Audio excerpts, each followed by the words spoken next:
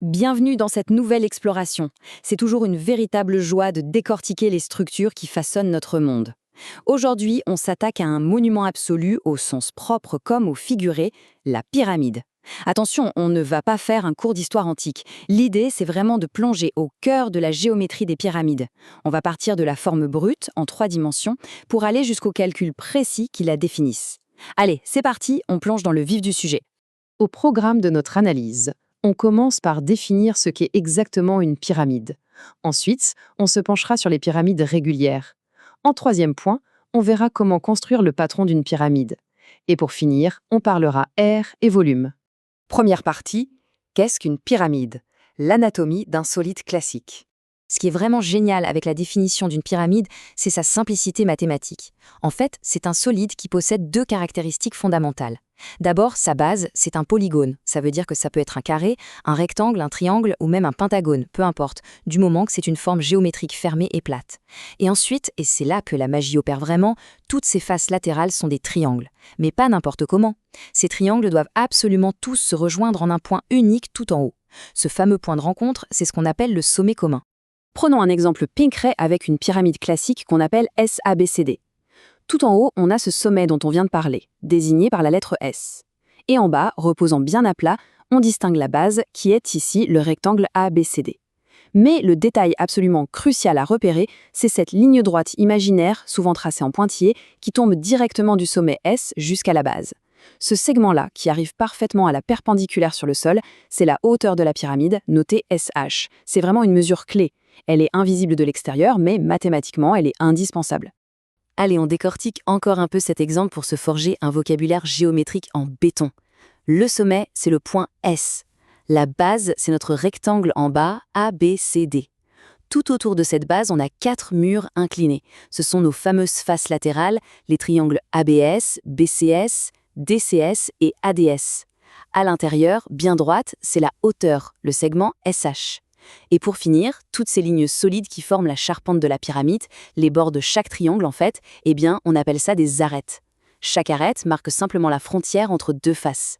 C'est fou de voir à quel point cette anatomie est d'une efficacité redoutable. On passe à la deuxième partie, les pyramides régulières ou l'élégance de la symétrie. Alors, pour qu'une pyramide obtienne le titre très prestigieux de pyramide régulière, elle doit respecter des règles super strictes. Premièrement, sa base ne peut pas être un polygone fait au hasard, elle doit être un polygone régulier. On parle d'un carré parfait ou d'un pentagone parfaitement symétrique par exemple. Deuxièmement, la hauteur de la pyramide doit transpercer très exactement le centre de cette base. C'est vraiment une question d'équilibre absolu. Et la conséquence directe de cette symétrie parfaite est juste magnifique. Les faces latérales deviennent automatiquement des triangles isocèles strictement identiques. En gros, chaque face est le clone parfait de ses voisines. D'ailleurs, il existe un cas particulier fascinant dans cette famille géométrique, le tétraèdre. En clair, un tétraèdre, c'est tout bêtement une pyramide qui a pour base un triangle. Du coup, ça nous donne un solide avec 4 faces au total, en comptant la base. Et n'importe quel de ces triangles peut servir de base.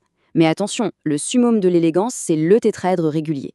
Là, on a affaire à un solide composé de 4 faces qui sont toutes, sans exception, des triangles équilatéraux parfaits. C'est un véritable bijou mathématique. Avant de clore ce chapitre sur la symétrie, il faut absolument qu'on parle d'un terme très spécifique, l'apothème. L'apothème d'une pyramide régulière, c'est la distance exacte qui sépare le sommet du haut d'une des arêtes de la base en bas. Imaginons un instant qu'on se tienne tout au sommet de la pyramide et qu'on laisse glisser un mètre ruban le long d'une face, bien droit jusqu'au bord en bas, par le chemin le plus court. Cette fameuse ligne inclinée sur la façade, c'est ça, l'apothème. Et on verra que c'est une mesure ultra pratique pour faire des calculs un peu plus tard. Troisième partie, le patron d'une pyramide. Comment on passe de la 3D à la 2D? Alors, comment on construit ça concrètement? Eh bien, la réponse se trouve dans cette fameuse forme d'étoile. C'est ce qu'on appelle le patron de notre pyramide SABCD. Concrètement, c'est un super exercice de travaux manuels. Si on voulait construire cette pyramide nous-mêmes avec du carton, il suffirait de découper le carton en suivant exactement cette figure plate. Le carré au centre, c'est notre base, et les 4 triangles tout autour, ce sont nos murs, prêts à être repliés vers le haut. C'est littéralement un plan de construction infaillible. C'est super intéressant de mettre ces 2 visions côte à côte pour bien comprendre comment l'espace fonctionne. D'un côté, on a le solide 3D, la pyramide assemblée, majestueuse, qui prend de la place dans l'espace. Et de l'autre, on a ce fameux patron 2D, tout plat, tout découpé, qui n'attend qu'une chose, être plié. En fait, chaque pliure sur les bords de la base permet de redresser les faces triangulaires. Et hop, dès que les 4 pointes se touchent en haut, la magie opère et le volume apparaît. C'est le lien parfait entre une idée mathématique abstraite et un objet qu'on peut tenir dans ses mains. Quatrième et dernière partie, air et volume. Place à la reconstruction mathématique. Maintenant qu'on a bien l'objet en tête, comment on mesure tout ça? Pour les surfaces, qu'on appelle les aires, la logique est implacable. Prenons l'aire latérale noté AL, c'est très simple, c'est juste l'addition de la surface de toutes les faces latérales, nos fameux triangles inclinés. Ensuite, on a l'aire de base noté AB, comme son nom l'indique, c'est la surface du polygone plat qui sert de fondation. Et donc, pour trouver l'aire totale, AT, rien de plus logique, on additionne les deux. On prend la surface des murs, on ajoute la surface du sol et le tour est joué, c'est l'aire totale. Et là, on arrive au point culminant de notre exploration géométrique, la fameuse formule du volume. C'est honnêtement d'une élégance absolue. Le volume V, c'est tout simplement l'aire de la base multiplié par la hauteur de la pyramide et on divise le tout par 3. C'est quand même incroyable de se dire que tout l'espace intérieur de cette structure hyper complexe se résume à une simple division par 3. Se diviser par 3, c'est vraiment le secret des formes pointues en 3 dimensions. C'est une règle d'or qui ne change jamais, et ce, quelle que soit la forme biscornue du polygone qui sert de base. Cette formule magique qui connecte la surface, la hauteur et l'espace nous amène à une réflexion finale vraiment intéressante. Parce qu'au-delà des calculs sur un tableau noir et de la pure théorie, il faut se poser la question de l'impact de ces règles millénaires. Comment cette relation si puissante entre le volume d'une pyramide et sa hauteur influence-t-elle l'architecture moderne qui nous entoure aujourd'hui? De l'optimisation des espaces sous nos toits jusqu'à la conception des gratte-ciels les plus fous, la géométrie de la pyramide est partout, elle n'est jamais très loin de nous. Voilà qui laisse de quoi réfléchir bien après la fin de cette analyse. À très bientôt pour une nouvelle exploration.